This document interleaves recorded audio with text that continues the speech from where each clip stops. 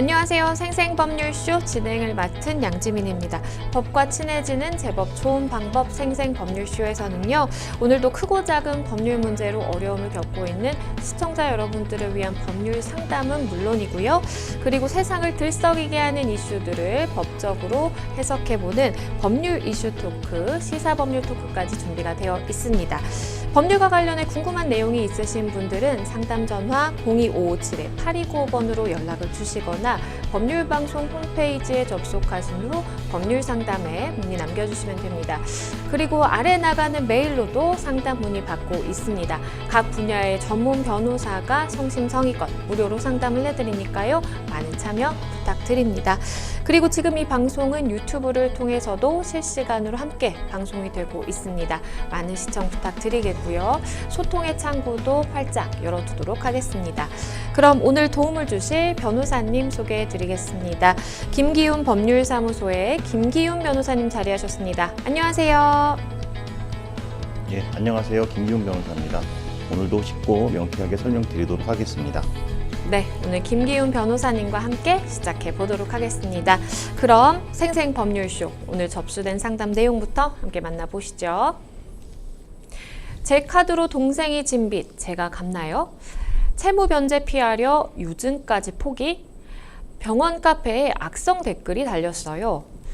위장 이혼 후회합니다. 이렇게 오늘 4가지 상담 접수가 되어 있습니다. 잠시 후 김기훈 변호사님과 함께 짚어보도록 하겠고요. 시청자 여러분들도 어떤 해결책이 제시되는지 함께 해주시면 되겠습니다. 여러분은 지금 생생법률쇼와 함께하고 계십니다. 쉽사리 해결되지 않는 법률 문제를 끌어안고 있다면 지금 생생법률쇼와 함께하시죠. 법률 고민이 해결되는 가장 쉬운 방법을 소개해 드릴게요. 첫째, 02557-8295번으로 전화를 한다. 둘째, 법률방송 홈페이지에 접속해서 법률상담 게시판에 문의를 남긴다. 셋째, 지금 화면에 나오고 있는 이메일 주소로 사연과 연락처를 보낸다. 생생법률쇼가 자랑하는 각 분야의 전문 변호사가 여러분의 더부룩한 속을 뻥 뚫어드립니다. 속 시원한 스파클링 법률상담 프로그램 생생법률쇼, 지금 바로 전화주세요. 네, 생생법률쇼 시청자 여러분들이 법과 친해지기를 바라는 마음에서 다양한 코너들 마련해 두고 있는데요. 오늘은 이 대법원 화제의 판결을 소개하고 또 해석해보는 시간 판결록 준비가 되어 있습니다. 뉴스와 신문에서 회자되곤 하는 판결들 하나하나씩 좀 짚어보고 있는데요. 오늘은 어떤 사건 준비해 주셨을까요? 예, 오늘은 그 사업을 운영하거나 아르바이트생이면 많이 들어봤을 근로기준법에 대해서 좀 설명드리도록 하겠습니다. 네. 근로기준법에 보면 상시 5명 이상의 근로자를 사용하는 사업, 또 사업장이라는 얘기를 많이 들어봤을 텐데요. 여기서 주휴일에 근로하지 않은 근로자가 상시 5명에 포함되는지 안 되는지에 대해서 좀 설명드리도록 하겠습니다. 그래서 네. 주휴일이라고 하는 거는 근로자가 일주일에 평균 1회 이상 유급휴가를 정해지는데 여기에 유급 지금 5명 주휴일에 근무하지 않은 근로자가 상시 5명에 포함되는지 안 되는지에 대해서 설명드리도록 하겠습니다. 네, 근로기준법에 보면 이 상시 5인 이상의 근로자를 사용하는지 여부, 이게 이제 여러 가지 법률 적용에 있어서 중요한 기준점이 되는 경우가 많은데요. 그러면 우선 하나하나 좀 짚어볼게요. 근로기준법에 대해서부터 좀 설명을 해주시죠. 예, 근로기준법이라고 하는 것은 헌법에 따라 근로조건의 기준을 정함으로써 근로자의 기본적 생활을 보장, 향상시키며 균형 있는 국민 경제 발전을 꾀하는 것을 목적으로 하는 법률입니다. 네. 여기서 헌법에 따라서 정해지는데요. 그 헌법은 헌법 32조 1항, 2항, 3항에 좀 규정되어 있습니다. 헌법 32조 1항에 대해서는 법률이 정하는 바에 따라서 최저임금을 시행해야 한다 이렇게 규정되어 있고요. 32조의 헌법 32조 2항에 따르면 근로의 내용과 조건은 민주주의 원칙에 따라 법률로 정한다라고 되어 있고 3항엔 근로조건의 기준은 인간의 존엄성을 보장되도록 법률에 정한다라고 되어 있습니다.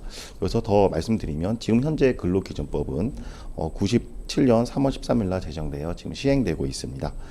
근로관계는 우리가 민사관계처럼 대등한 관계가 아니라 사용자하고 근로자의 관계는 민사법에 대한 대등한 관계자라고 볼 수 없고 근로자 보호법의 성질을 띠기 때문에 근로관계를 규율하는 법률에 따른 법이 있기 때문에 민법에 좀 특별법적인 성격을 가지게 됩니다.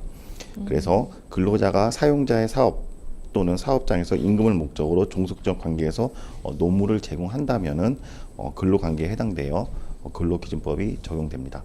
대표적인 법률 조문을 먼저 설명드리도록 하겠습니다. 네. 1조의 근로기준법 1조를 보면 이제 목적이 되어 있는데요. 방금 전에 말씀드린 것처럼 헌법에 따라 근로 조건의 기준을 정함으로써 근로자의 기본적 생활을 보장, 향상시키며 균형 있는 국민 경제 발전을 꾀하는 것을 목적으로 한다라고 되어 있습니다. 그리고 3조에 보면은 근로 조건의 기준인데 그 기준에서 근로 조건은 최저 기준이므로 근로관계 당사자는 이 기준을 이유로 근로조건을 낮출 수 없다라고 되어 있습니다. 그리고 4조에는 근로조건의 결정, 5조에는 근로조건의 준수, 6조에는 균등한 처우, 7조에는 강제 근로의 금지라고 되어 있고요. 네. 오늘 설명드릴 관계된 조문이 11조에 되어 있습니다. 과연 근로기준법의 적용 범위가 무조건 다 근로관계라 적용되는 게 아니라 일부 적용되는 조항이 있고 적용되지 않는 조항이 있습니다. 이거에 대해서 규정한 게 근로기준법 11조인데요. 네. 11조 1항을 먼저 살펴보면요. 이 법은 상시 5인 이상의 근로자를 사용하는 모든 사업 또는 사업장에 적용한다라고 되어 있고, 다만 동거하는 친족만을 사용하는 사업 또는 사업장과 가사 사용인에 대해서는 적용하지 아니한다라고 되어 있습니다. 즉 근로기준법 11조 1항에 따르면 5인 이상의 상시 5인 이상의 근로자를 사용하는 사업 또는 사업장에 대해서만 적용된다는 걸 알 수가 있고요. 네. 그리고 2항에 보면은 상시 이하의 4명 이하의 근로자를 사용하는 사업 또는 사업장에 대해서는 대통령령으로 정하는 바에 따라 이 법의 일부 규정을 적용할 수 있다라고 되어 있습니다. 즉 상시 4인 이하의 경우에도 일부 근로기준법이 적용된다는 근거 법률이 될 수가 있습니다. 네, 말씀해 주신 것처럼 근로기준법 제11조에는 이제 이 법률들이 이제 어디에 적용이 됐느냐에 대해서 이제 규정이 되어 있는데요. 여기서 나오는 이야기가 이제 상시 5명 이상의 근로자를 이제 사용하는 사업장인지 여부가 하나 이제 기준점이 되는 것입니다. 그러면 이 11조와도 오늘 살펴볼 판례와 서로 좀 연관이 있는 걸까요? 예, 연관이 있습니다. 먼저 화면에 보시면 그 5인 미만 사업장의 근로기준법이 적용되지 않는 항목이 있습니다. 네. 여기서 보면은 부당해고 및 부당해고 구제 신청, 그 다음에 근로시간, 그 다음에 주 12시간 연장 한도, 연장 휴일, 야간 가산수당 적용, 그 다음에 연차 휴가, 이 5가지에 대해서는 그 근로기준법이 5인 미만 사업장엔 적용하지 않습니다. 여기에서 지금 저희들이 설명하고자 하는 거는 연장 휴일, 야간 가산수당 적용, 즉 근로기준법 56조 1항하고 2항이 5인 미만 사업장에 대해서는 적용하지 않는다는 것이 오늘 쟁점입니다. 근로기준법 56조 1항과 2항을 좀 먼저 1, 2, 3항을 먼저 살펴보도록 하겠습니다. 네. 먼저 근로기준법 56조 1항 같은 경우에는 사용자는 연장 근로에 대해서는 통상임금의 100분의 50% 이상을 가산하여 근로자에게 지급하여야 한다라고 되어 있습니다. 네. 즉 이게 5인 미만 사업자의 같은 경우에는 이 법률이 적용되지 않았기 때문에 가산해서 지급할 의무가 없습니다. 네. 연장 근로에 대해서. 그다음 먼저 2항에 대해서 보겠습니다. 1항에 불구하고 사용자는 휴일 근무에 대해서는 다음 각 호의 기준에 따른 금액 이상을 가산하여 근로자에게 지급해야 된다. 1호에 따르면 8시간 이내의 휴일 근무는 통상임금의 100분의 50, 네. 8시간 초과의 휴일 근무는 통상임금의 100분의 100이라고 되어 있죠. 즉 네. 이것도 휴일 근로도 원칙적으로는 8시간 이내의 휴일 근무는 100분의 50, 8시간 초과되면 100분의 100을 가산해서 져야 되는데 5인 미만 사업장은 휴일 근무 하더라도 이 규정이 적용되지 않습니다. 그리고 3항 같은 경우에도 살펴보면은 사용자는 그 야간 근로에 대해서는 통상임금의 100분의 50 이상을 가산하여 근로자에게 지급하여야 되어 있는데 여기도 마찬가지로 5인 미만 사업장 같은 경우에는 야간 근로에 대해 가산수당을 지급하지 않아도 됩니다. 그래서 가산이 되냐 안 되냐가 이 사건에 관련이 되어 있습니다. 네. 그래서 먼저 이 판례를 좀 살펴를 보면요.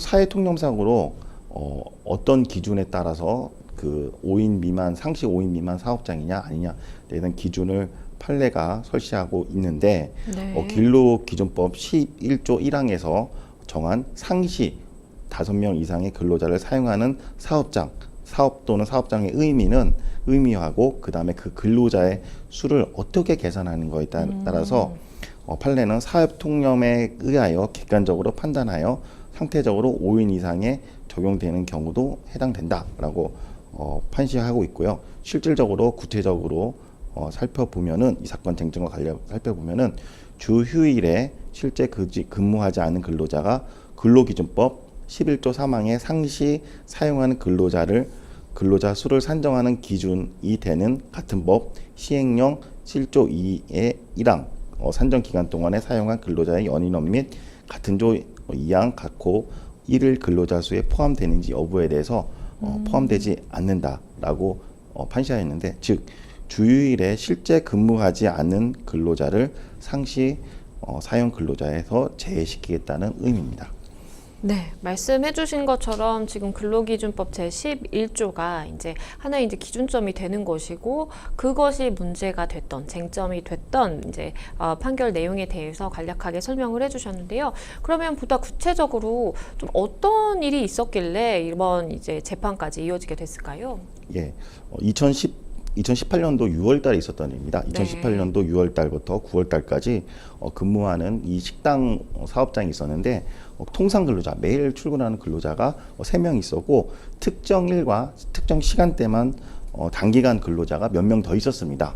그래서 이 몇 명 더 있는 것으로 인해서 5인 사업장이 되느냐 안 되느냐에 따라서 이 판가름이 다르죠. 만약에 5인 이상 그쵸. 사업자가 되면은 방금 전에 말씀드린 것처럼 가산을 해서 돈을 지급해야 되고, 만약에 5인 사업장이 아니라고 하면 가산해서 지급할 필요가 없겠죠. 그래서 이 판결에서 이거에 대해서 검사는 통상 근로자가 3명이고 그 다음에 단기간, 특정 시간, 그러니까 특정일 날 근무하는 근로자가 몇 명 더 있기 때문에 상시 5인 이상 사업장으로 봐서 기소를 했습니다. 이에 대해서 1심하고 2심에 대해서는 검사가 기소가 잘못됐다라고 해서 무죄를 선고를 했고, 최종적으로 대법원에서도 무죄를 판결을 했습니다. 이게 최초의 판결인데요. 네. 근로기준법상 연장, 야간, 휴일 근로에 대한 가산 임금을 적용하지 않는 상시 5인 미만 근로자 사용 사업자를 따질 때 주휴일에 한 근로자 계산에서는 제외된다는 게 최초 판례입니다. 이 판례에 대해서 구체적으로 그 내용을 살펴보면요. 근로기준법 방금 말씀드린 11조 1항에 상시 5인 이상의 근로자를 사용하는 사업 또는 사업장이라 하는 이 의미의 해석과 관련돼서 상시 근무하는 근로자의 수가 5인 이상의 사업 또는 사업장이 아니라 사용하는 근로자의 수가 상시 5인 이상의 사업장을 말하는 겁니다. 즉 상시 5인 이상의 사업장을 말하는 거지, 상시 근무하는 근로자의 수가 5인 이상 사업인을 말하지 않는다라고 정확하게 판시를 했습니다. 여기서 상시라는 의미는 상태라는 것을 의미하므로 근로자의 수가 때때로 5인 미만의 경우가 있어도 사회통념상 객관적으로 판단하여 상태적으로 5인 이상이 되는 경우에는 5인 이상 사업자로 볼 수가 있지만, 주휴일에 실제 근무하지 않는 근로자는 여기에 포함되지 않는다고 하였습니다. 그 이유를 2가지를 설명하였는데, 주휴일에 실제 근무하신 근로자를 상시 사용 근로자에서 제외하여야 해당 사업장의 보통 때의 통상 사용 상태를 제대로 반영할 수 있다라는 첫 번째 이유하고, 또 실제적으로 이 제외를 하더라도 사용자나 근로자가 근로기준법의 적용 여부를 사전에 파악하는데 특별하게 어려움이 없다라고 2가지 이유를 제시를 하면서 제외를 시켰습니다. 말씀해 주신 바에 따르면, 그러니까 대법원은 결국에는 이제 상고를 기각한 것이고요. 주휴일에 근로하지 않는 근로자 같은 경우에는 우리가 상시라는 표현을 쓰는데, 이 상시적으로 5명 이상이 되는지 여부를 판단하는 기준에 있어서 좀 빠지게 된다라는 점으로 판시를 했습니다. 결국에는 식당 주인의 손을 들어줬다라고 좀 볼 수 있겠네요. 실제로 이와 비슷한 규모의 이제 사업장을 운영하시는 분들에게는 굉장히 좀 유용할 수 있는 그런 판결 판결이겠다라는 생각이 듭니다. 네, 지금까지 판결록 짚어보도록 하겠고요. 다음 무료 법률 상담으로 넘어가 보겠습니다. 첫 번째 상담 전화 연결이 되어 있는데요. 만나보겠습니다. 안녕하세요. 여보세요? 네, 잘 들리시나요? 네네. 네, 어떤 점이 궁금해서 연락 주셨을까요? 빠른 게 아니고 저희 동생 사업을 하다가 네. 한 10년 전에 사업을 하다가 힘이 들어가지고 사업을 안 하고 있어가지고 통장이나 카드가 거래를 못하게 되었습니다. 네. 그리고 또 이제 제가 동생이 일을 해야 되는데 지금 할 수 없고 제가 통장하고 카드하고 제 명의를 먼저 빌려주었어요. 네. 빌려줘가지고 한 10년은 뭐 그냥 사양했어요. 있어야 돼. 사회생활을 할 수 있으니까. 네. 그건 아닌데 이 동생이 하면서 뭔가에 더 투자를 좀 한 것 같아요. 네. 그 투자를 해서 이제 여러 사람들하고 투자를 하고 돈도 서로 빌리고 해가지고 투자금도 주고 투자 이익금도 주고 거기에 대한 또 이자도 지급을 했던 것 같아요. 네네. 그래서 이제 제 통장으로 모든 거래가 왔다 갔다 해가지고 돼 있는 상태였어요. 근데 네. 이제 좀 그게 하는 일이 좀 잘 안 되다 보니까 이 돈을 서로 투자를 하고 빌려주신 분들이 이제 돈을 갚으라고 하는데 그런 그쵸. 상황이 아니라서 네. 못 받는 상황인데 제 통장에다가 제 통장으로 거래를 했기 때문에 반환 청구를 하겠다고 합니다. 아. 그래서 이럴 경우는 어떻게 해야 되는 건지. 네. 일단은 동생분께 이제 뭐 통장이라든지 카드라든지 이제 명의를 빌려줬는데 동생분이 이렇게 주변 사람들에게 이제 돈을 받아서 투자를 하는 이제 일을 하시다가 이게 좀 잘 안 되다 보니까 그러면 그 명의자 이제 통장에 대해서 우리가 뭔가 법적인 조치를 취하겠다라고 지금 이야기를 하고 있는 그런 상황으로 보입니다. 네, 제 옆에 김기훈 변호사님 함께 듣고 계셨는데요. 변호사님과 좀 더 자세하게 말씀 나눠 보실게요. 예, 안녕하세요. 김기훈 변호사입니다. 그렇습니다. 예, 그 투자자가 지금 상담하신 분한테 연락을 와서 통장을 그쪽 예금주가 지금 누나로 돼 있으니까 누나한테 갚아라 이렇게 요청을 한 거죠. 그거는 이제 제 번호는 전화번호도 아예 모르는데 예. 저희 동생이 분들한테 제 밑에 동생의 그 전화번호를 가르쳐 준 것 같아요. 아, 동생이 투자자한테 전화번호 알려준 것 같아요. 예, 제 전화번호가 아니고 제 또 밑에 동생한테 예. 그러니까 다른 동생한테 그 문자를 왔더라고요. 김창현 씨한테 제가 이름이 김창현이거든요. 예. 김창현 씨한테 반환 청구를 해서 소송을 하겠다는 문자가 왔더라고요.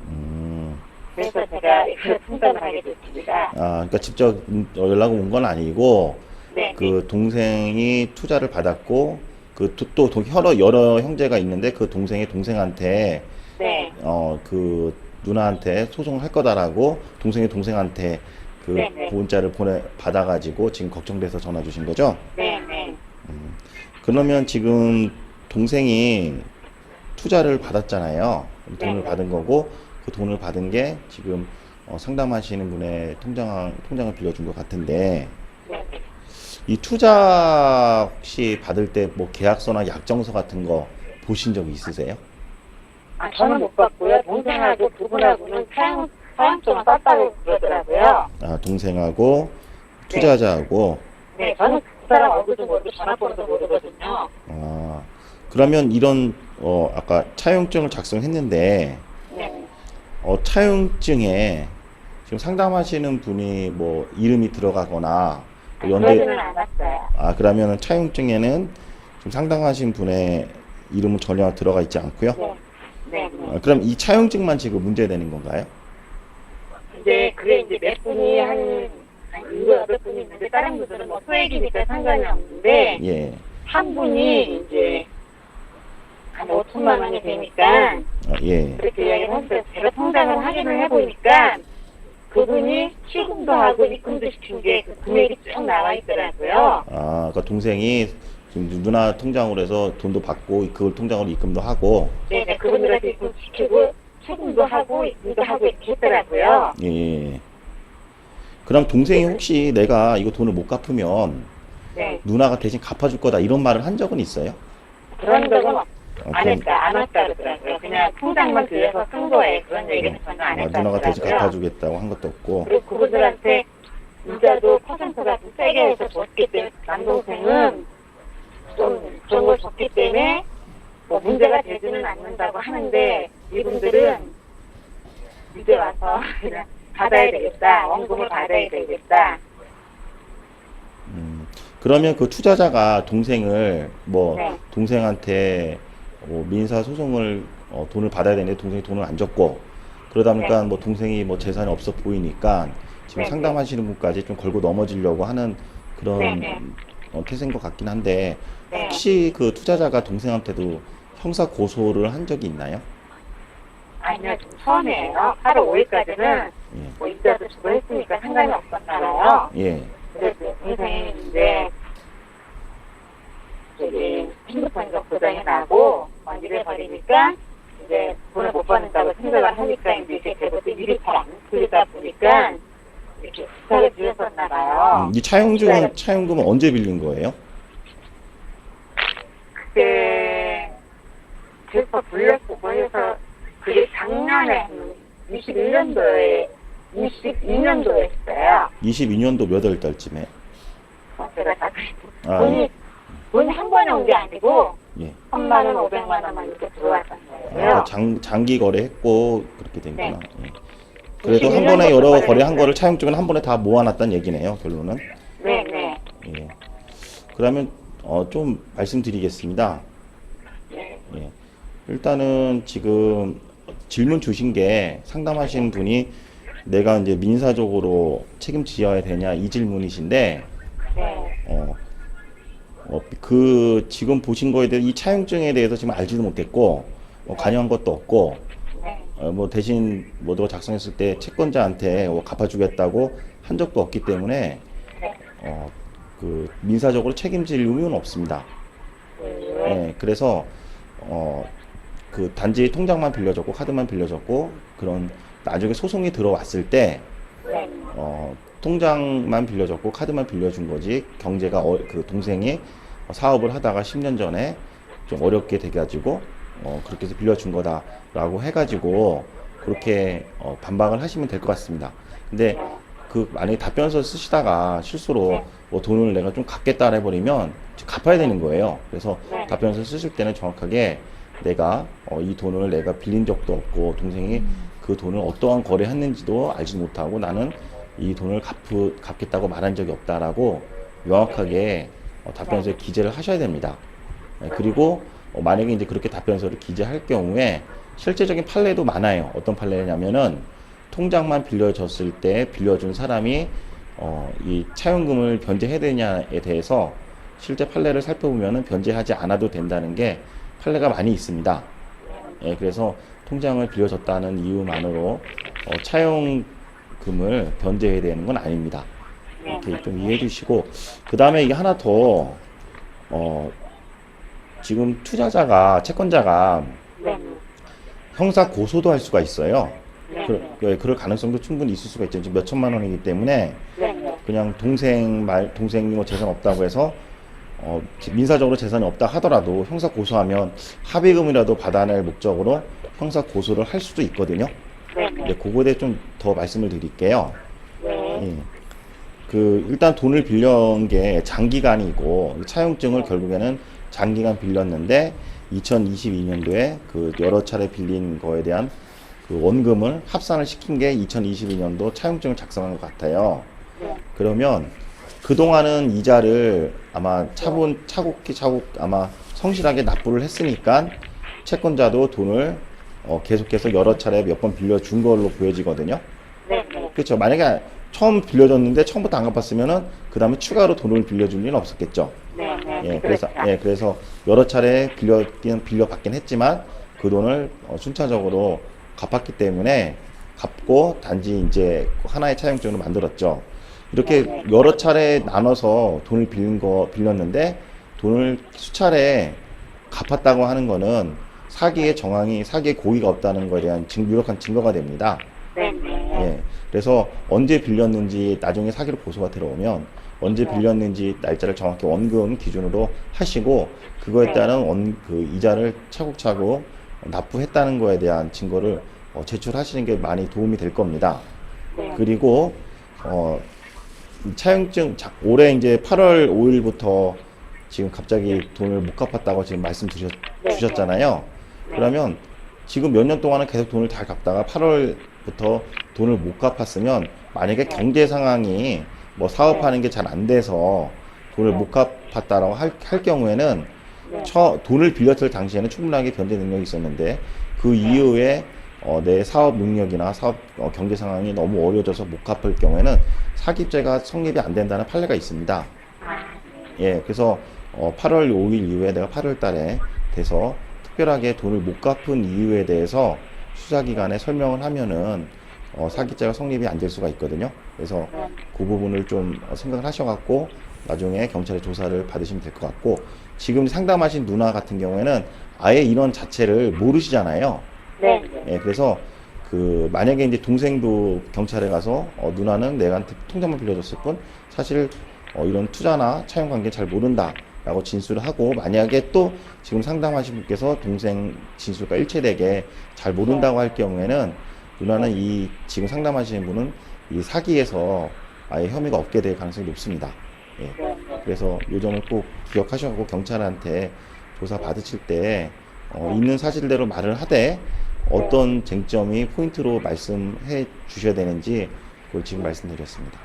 네. 그리고 혹시 여보세요? 네, 혹시 궁금하신 사항 있으실까요? 네. 제가 이 카드하고 통장을 빌려준 것도 어떤 처벌이 있나요? 예, 처벌 있을 수 있습니다. 그거는 그 채권자한테 있는 게 아니라 타인한테 카드나 통장을 빌려줄 경우에는 그 따로 처벌 규정이 있습니다. 네, 일단은 궁금증이 어느 정도 해결이 되셨을 것 같은데요. 이제 채무자에 대한 관계에서는 뭐 크게 사실 걱정하실 필요는 좀 없으실 것 같다라는 생각이 듭니다. 네, 오늘 전화 주셔서 감사합니다. 감사합니다. 네, 일단은 동생분과 이렇게 좀 이제 명의의 일종의 대여라고 할까요? 이렇게 명의를 빌려줬는데 이제 금전거래가 발생하다 보니까 내가 이거 다 떠안아야 되나라는 걱정을 좀 하셨던 것 같아요. 변호사님께서 마지막으로 조언 주신다면 어떤 게 있을까요? 예, 타인한테 통장이나 카드를 빌려준다 하더라도 그 채권자한테서는 실제적으로 채권자가 있고 채무자가 있을 텐데 통장을 빌려준 사람은 법적으로는 원칙적으로는 책임이 없습니다. 이제 다만 차용증을 작성할 때 연대보증하거나 돈을 대신 빌려주겠다 의사표시를 할 경우에는 책임이 있는데 그 외에는 특별하게 책임이 없습니다. 네, 이 점 잘 참고하셔서 대응하시면 좋겠습니다. 여러분은 지금 생생법률쇼와 함께하고 계십니다. 쉽사리 해결되지 않는 법률 문제를 끌어안고 있다면 지금 생생법률쇼와 함께하시죠. 법률 고민이 해결되는 가장 쉬운 방법을 소개해 드릴게요. 첫째, 02557-8295번으로 전화를 한다. 둘째, 법률방송 홈페이지에 접속해서 법률상담 게시판에 문의를 남긴다. 셋째, 지금 화면에 나오고 있는 이메일 주소로 사연과 연락처를 보낸다. 생생법률쇼가 자랑하는 각 분야의 전문 변호사가 여러분의 더부룩한 속을 뻥 뚫어드립니다.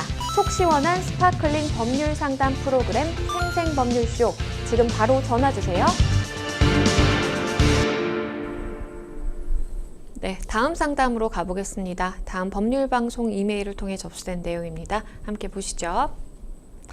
얼마 전 저는 지인에게 돈을 빌려줬습니다. 2억 원을 빌려주면 매월 높은 이자를 주겠다는 말을 믿었습니다. 알고 보니 지인은 저 말고도 여러 사람에게 거액의 돈을 빌렸더라고요. 그런데 다른 사람들에게도 돈을 갚지 않았고 여러 채권자들이 그 지인의 재산을 강제 집행해 현재 재산이 거의 없는 상태입니다. 한편 지인의 아버지는 자신 명의의 부동산을 지인에게 유증하겠다는 유언장을 오래전에 작성했다고 합니다. 그러던 중 지인의 아버지가 돌아가셨고 저는 지인이 부동산을 유증받으면 해당 부동산에 집행을 해서 빌려준 돈을 회수하려고 했습니다. 그런데 지인은 유증을 포기했습니다. 그러자 부동산은 지인의 형제들이 나눠 가졌는데요. 저는 지인이 돈을 갚기 싫어서 일부러 유증을 포기했다는 확신이 들었습니다. 그래서 유증 포기가 취소되어야 한다는 이 사회행위 취소의 소를 제기한 상태입니다. 저는 빌려준 돈을 돌려받을 수 있을까요? 일단은 강제 집행을 할 지금 재산도 없는 이 지인의 상태가 굉장히 좀 안 좋고요. 그리고 유증받을 재산이 있었는데 이걸 이제 고의적으로 좀 뭔가 회피를 했다라고 할까요? 포기를 해버리니까 상담자분의 입장에서는 정말 난 돈을 돌려받아야 되는데 그 유증이라도 받지 왜 안 받았냐라는 이제 원망 섞인 목소리가 사실 나올 수밖에 없는 것 같아요. 말씀을 해주신 와중에 사행이라는 단어가 등장을 했습니다. 좀 낯선 단어이실 수 있을 것 같은데 사회행위라는 것이 무엇일까요? 예, 사회행위는 이제 한자입니다. 이제 화면에 보시면 사회행위라고 해서 사해가 되어 있는데요. 네. 일단 사자는 사회행위에서 사자는 속일 사, 그 다음에 해야 할 해입니다. 그래서 네. 우리가 여기서 사자는 우리 사기치다, 사기라고 했죠. 그 사자하고 동일합니다. 속이다는 네. 의미고, 그다음에 해자는 우리가 손해봤다라고 해서 그 손해하고 그 손해 해자하고 동일한 행위입니다. 그래서 결국에는 속여서 손해를 나게 하는 게 사회행위라고 생각하시면 됩니다. 네. 법리적으로 좀 구체적으로 말씀드리면 그 사회행위는 채무자가 채권자를 해야 한다는 사실을 알면서도 행한 법률 행위를 말합니다. 그래서 적극 재산을 감소시키거나, 즉 플러스 재산이죠. 나한테 무슨 적극 재산을 감소시키거나 소극 재산을 증가시켜, 즉 빚을 증가시켜서 채무 상태에 이르거나 기왕의 채무 초과 상태를 더욱 악하게 하는 경우를 의미합니다. 이 사회행위에 대해서는 민법 406조에서 규정하고 있습니다. 네. 민법 406조를 좀 살펴보면은 채무자가 채권자를 해함을 알고 재산권을 목적으로 한 법률 행위를 한 때에는 채권자는 그 취소 원상회부를 법원에 청구할 수 있다라고 규정되어 있고요. 그 다음에 2항에서 보면 전항에서는 채권자가 취소 원인을 안 날로부터 1년, 법령행위가 있는 날로부터 5년 내에 제기해야 된다라고 되어 있고요. 그 다음에 407조에는 효력에 대해서 나타나는데요. 취소와 원상회복은 모든 채권자의 이익을 위해서 그 효력이 있다라고 규정되어 있습니다. 그리고 우리 상담자분께서 이제 해주신 말씀 중에 유증을 이제 받을 예정이었다라는 이제 말씀을 해주셨습니다. 뭐 유언장을 작성해 두셨다라는 이제 말씀도 주셨는데요. 유증의 의미와 또 종류는 어떤 것들이 있는지도 설명을 해주시죠. 예, 유증에는 이제 포괄적 유증과 그다음에 특정 유증 두 가지가 있습니다. 포괄적 유증은 상속 재산을 전부 이전한다는 것으로 상속하고 동일한 효력이 있고요. 네. 그다음에 특정 유증은 재산의 일부를 구체적으로 특정해서 이전한다는 것으로 증여와 동일한 효력이 있습니다. 그러면 이제 이 지인 같은 경우에 갚아야 할 채무가 워낙 많은 상황이었고 채권자도 여러 명 있는 그런 상황이었어요. 그런 와중에 내가 받을 수 있는 사실 돈이 있었는데 유증을 받을 수 있었는데 이걸 포기를 했단 말이에요. 그러면 이러한 행위는 사회행위에 해당할까요? 예, 유증의 포기에 대해서 민법에서 규정되고 있습니다. 민법 1074조를 보면은 그 유증을 받을 자는 유언자의 사망 후에 언제든지 유증을 승인 또는 포기할 수 있다라고 되어 있고 2항에서는 승인이나 포기는 유언자가 사망한 때 소급하여 그 효력이 있다라고 규정되어 있습니다. 그래서 즉 민법 1074조를 보면은 채무자는 언제든지 유증을 포기할 수가 있는데요.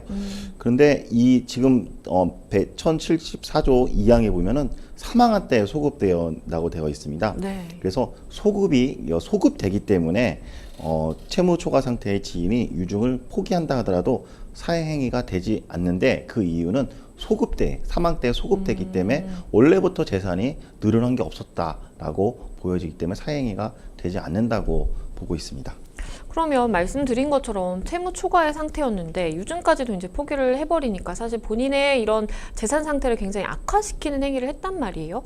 그러면 이 부분에 대해서 법원은 좀 어떻게 보고 있을까요? 예, 법원도 이 사회행위가 유증을 포기한다 하더라도 사회행위가 되지 않는다고 판시하고 있습니다. 대법원 2019년도 1월 달에 판례를 제가 설명드리도록 하겠습니다.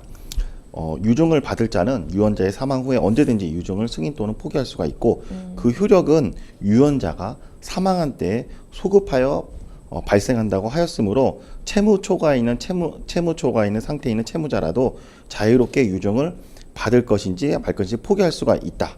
그리고 채무자가 유증 포기가 직접적으로 채무자의 일반 재산을 감소시켜 채무자의 재산 유증 이전의 상태보다 악화시켰다고 볼 수가 없다. 왜냐하면 유증을 받을 자가 포기하는 것은 원래 소급해서 효력이 발생하기 때문이다라고 법원에서 판시하였기 때문입니다. 그래서 즉 판례는 포기한다 하더라도 이 소급해서 효력이 발생하기 때문에 일반 재산을 감소시킨 상황이 아니다라고 판시하였습니다.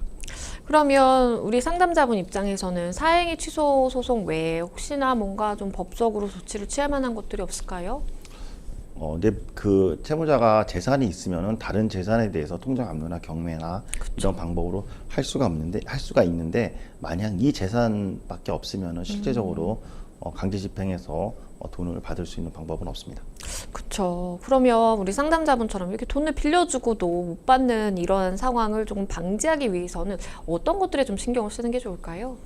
이제 우선 돈을 빌린 사람이 그 사람 돈을 빌린 사람에 대해서 명의로 재산이 있는지를 먼저 살펴봐야 됩니다. 그렇죠. 아니라 뭐 돈을 빌린 사람이나 배우자, 자녀 명의로 재산이 있더라도 배우자나 자녀 명의의 재산에 대해서 어떻게 강제 집행을 할 수가 없습니다. 그리고 만약에 채무자 돈을 빌려 받는 사람의 명의로 채무자 명의로 재산이 있다고 하면은 여기에서 먼저 부동산이라고 할 경우는 근저당 토지나 건물에 대한 근저당 설정을 해서 나중에 좀 채권 확보를 할 수 있는 방법을 할 수가 있고요. 또 만약에 그 돈을 빌린 사람이 어디에 살고 있는지라고 생각할 경우 어디에 살고 알고 있다면 그거에 대해서 혹시 보증금이 얼마가 있는지 미리 사전에 확인할 필요가 있습니다. 이 보증금에 대해서도 충분하게 압류를 할 수가 있기 때문에 그렇습니다. 또 만약에 채무자가 근로자일 경우에는 어느 회사에 다니는지에서 파악할 필요가 있는데 만약에 이 이유는 월급에 대해서도 압류를 할 수가 있기 때문입니다. 그렇기 때문에 돈을 빌려줄 때는 그 사람 명의로만 돼야 되지 배우자나 자녀 명의는 안 되고 어디 살고 있는지 즉 보증금에 대해서 계약서를 좀 보여달라라고 요청할 수 있고 어디에서 근무하고 있는지 월급 압류할 수 있기 때문에 그렇죠. 그 다음에 부동산이 있으면 근저당을 설정받는 것이 도움이 됩니다. 네, 변호사님께서 말씀해 주신 것처럼 우리 법원의 이제 입장을 좀 고려를 하면 우리 상담자분께서는 사실 조금 안타까운 그런 좀 상황이실 것 같은데요. 혹시나 우리 시청자분들 중에 비슷한 상황에 계신 분들 돈 받기 전에, 돈을 빌려주기 전에 반드시 사전적으로 조치를 취해 놓으셔야 된다는 거 좀 기억을 하시면 좋겠습니다. 저희는 또 다음 상담으로 넘어가 보겠습니다. 다음 법률방송 이메일을 통해 접수된 내용입니다. 함께 보시죠. 저는 소아과를 운영하고 있는 의사입니다. 저희 병원에서는 치료에 관련된 정보나 아이의 건강을 걱정하는 부모님들의 고민글에 댓글을 달아 도움을 주기 위해서 운영하고 있는 카페가 하나 있는데요. 어느 날 병원과 저에 대한 욕설과 또 부정적인 내용이 적힌 댓글들을 발견해 깜짝 놀랐습니다. 당장 매출에 영향은 없는 것 같아서 그냥 두었는데 하나의 글이 여러 개가 되고 가세하는 사람들이 늘어나면서 고소를 안 할 수 없는 상황에 이르렀습니다. 소아과 특성상 매출이 적어 폐과까지 심각하게 고려하던 차에 이런 악플까지 달리니 마음이 심란합니다. 이러한 상황을 어떻게 해결을 할 수 있을까요? 일단은 출산율이 계속해서 이제 감소를 하면서 사실 5년 동안 폐업한 소아과만 해도 뭐 550곳이 넘는다라는 이제 보도도 사실 많이 나왔고요. 각종 민원이라든지 뭐 소송의 위험도 굉장히 높은 것이 하나의 좀 부담으로 작용을 하고 있는 것 같습니다. 변호사님께서는 이 사연 좀 어떻게 보셨어요? 예, 지금 이제 출산율이 많이 낮아지면서 소아과가 영영하는데 상당히 어려움이 있습니다. 네. 근데 거기에다 이제 보통 맘카페에서 이런 댓글 등을 통해 가지고 안 그래도 어려운데 이런 댓글 때문에 상당히 또 경영이 더 어려워지는 상황이 많이 있습니다. 그래서 네. 이런 관련된 뉴스가 상당히 많이 종종 나오기도 합니다. 그런데 이제 댓글을 사실 남길 수는 있는 건데 글쎄요 어느 정도의 기준을 두고 이건 악플로 취급을 하고 이건 아니다라고 이렇게 볼 수 있는 뭔가 기준이 있을까요? 예, 댓글 남기는 거는 이제 정보통신망법에 적용되는데요. 정보통신망법에 따르면 비방의 목적이 있었는지 먼저 살펴봅니다. 네. 그래서 비방의 목적이 있는지 여부는 당시 적시 사실의 내용, 성질, 당의 사실의 공표가 이루어진 상대방의 범위, 표현의 방법, 그 표현 자체의 재반 사정을 감안함과 동시에 표현에 의해 훼손되거나 훼손될 수 있는 명예 정도를 함께 비교해서 결정합니다. 실제적으로 보면은 악덕교사, 그다음에 뭐 정가범이다, 갑질을 한다 이럴 경우에는 형사처벌, 명예훼손으로 형사처벌 되는 경우가 있습니다. 네. 그러면 악플 요새 사실 시달리는 분들도 꽤 많으실 것 같아요. 뭔가 법적인 조치를 취하고자 한다면 글쎄 어떤 혐의를 적용할 수 있을까요? 예, 악플, 댓글 이것들이 이제 인터넷상으로 많이 이루어지는데요. 보통 이제 댓글이나 악플이 명예훼손의 성격을 가질 수도 있고, 그다음에 모욕의 성격을 가질 수가 있습니다. 네. 만약에 명예훼손의 성격을 가진다고 하면은 우선적으로 정보통신망법을 고려해 볼 수가 있습니다. 그리고 만약에 모욕적인 성격을 가진다라고 하면은 그 정보통신망법에는 명예훼손에 대해서만 규정되어 있을 뿐 모욕에 대해서는 규정되어 있지 않기 때문에 형법상 모욕죄로 처벌될 수가 있습니다. 사실 이제 많은 분들이 뭔가 악플을 보면 나 이거 뭐 고소할 거야 아니면 뭐 어떤 법적 조치 취할 거야 라고 하는데 그 이후에 사실 절차에 대해서 많이 모르시는 것 같아요. 어떤 절차로 진행이 되나요? 예, 먼저 그 댓글이나 악플이 있을 때는 그 증거를 먼저 확보를 해야 됩니다. 네. 증거를 확보를 해서 그 다음에 증거를 프린트를 해가지고 그 다음에 인터넷에 찾아보시면 고소장 표준 양식이 있습니다. 그래서 이 표준 양식에다가 어떻게 몇 월 며칠 몇 시에 어느 URL로 해서 어떻게 내가 모욕을 당했는지 댓글 내용을 구체적으로 적시한 다음에 그 댓글을 프린트한 걸 같이 첨부를 해가지고 네. 경찰서에 접수하면 됩니다. 경찰서는 이거 어디에 경찰서로 또 고민하실 텐데 자기가 거주하고 있는 관할 경찰서로 가까운 경찰서로 접수하시면 됩니다. 그러면 실제로 어떤 정도의 수준으로 처벌을 받는지도 또 궁금한데요. 처벌 사례가 혹시 좀 있을까요? 예, 벌금형 받은 사례하고 실형 받은 사례를 좀 설명드리겠습니다. 네. 우리가 이제 배달 사이트를 통해서 많이 사 먹잖아요. 근데 그쵸. 이 배달 사이트에다가 댓글을 달았는데 이거 지금 사장님이 그 음식점 사장님이 허위로 지인 리뷰를 달고 있다. 예, 그 허위 광고다. 뭐 지인 작업 리뷰다.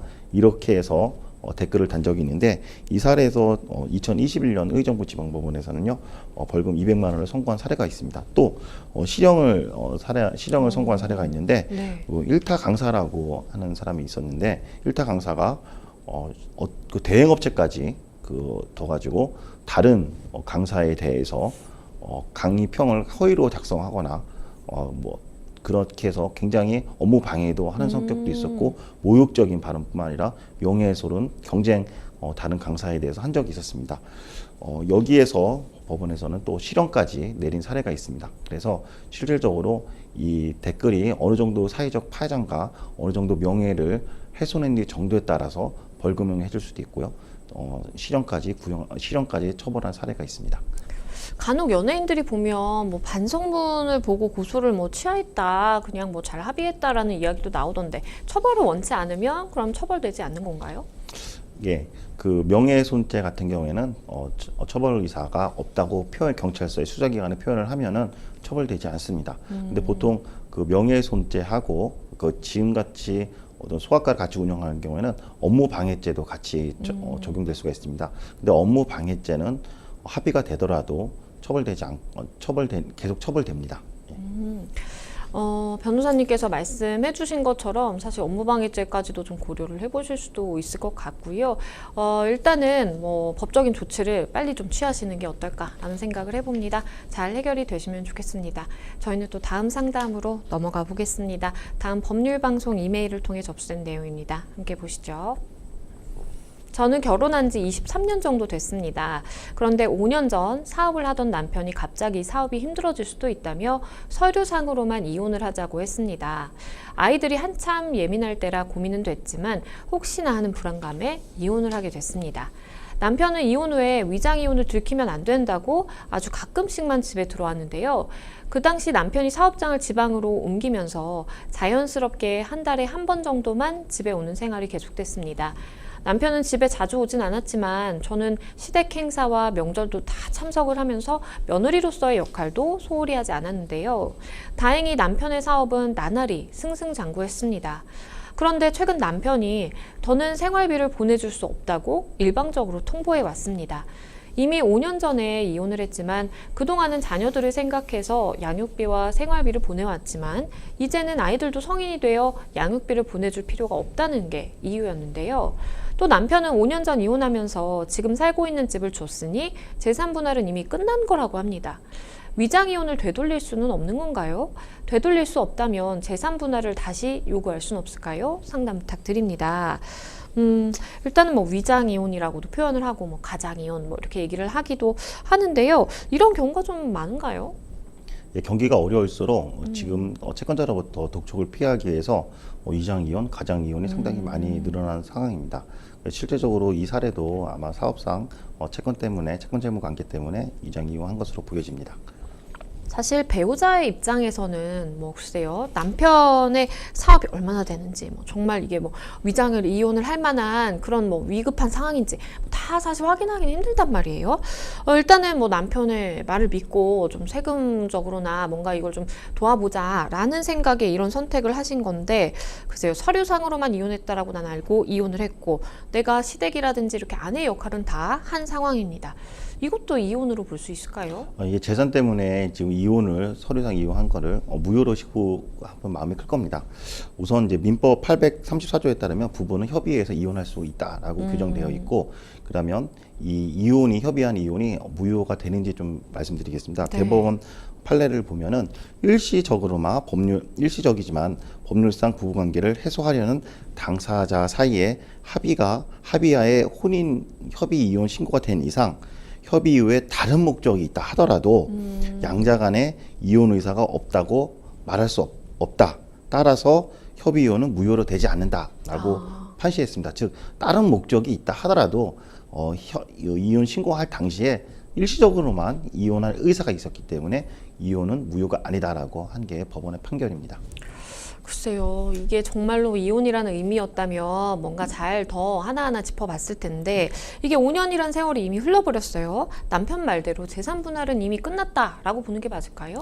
예, 그 민법에 보면은 이혼해서 재산 분할 청구하는 기간이 규정되어 있습니다. 민법 839조의 2의 2항에 따르면 규정되어 있는데요.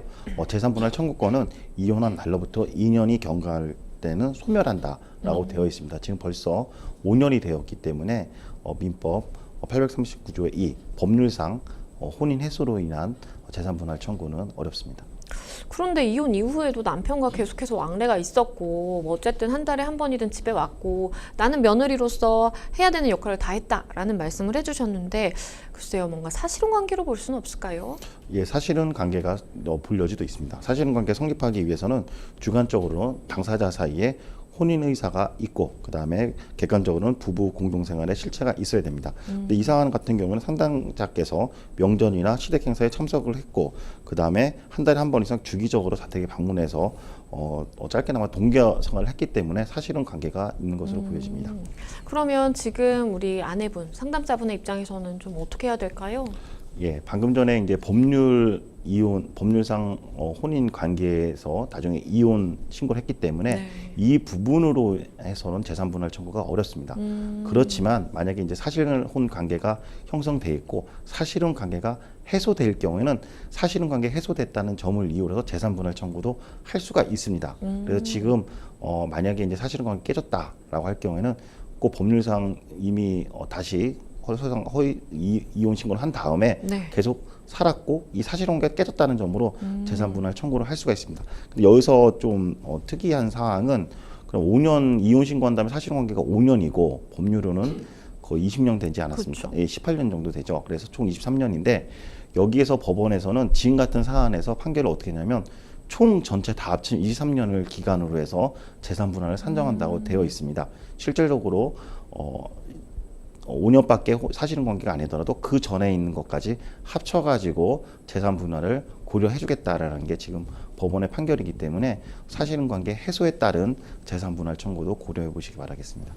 네, 그래도 우리 상담자분께 뭐 도움이 될 만한 점은 그래도 지금 5년간의 기간은 사실혼이 이어졌다라고 좀 주장을 해볼 수 있다라는 점이 그래도 하나의 좀 희망이 아닐까라는 생각을 해봅니다. 변호사님 말씀해주신 것처럼 만약에 사실혼 관계가 해소가 됐다라고 해서 재산 분할을 청구할 경우에 이 20년 가까이 되는 그런 세월에 대해서 다 이제 재산 분할 기여도라든지 이런 걸 검토를 해서 판단을 하게 되니까요. 그래도 좀 하나의 희망을 가지고 법적인 대응을 해보시면 좋겠습니다. 잘 해결이 되시면 좋겠습니다. 네, 생생 법률쇼 마칠 시간이 다 됐는데요. 오늘 함께 해주신 김기훈 변호사님 감사합니다. 네, 오늘 저희가 준비한 내용 여기까지입니다. 다음 시간에 다시 찾아뵙겠습니다. 감사합니다.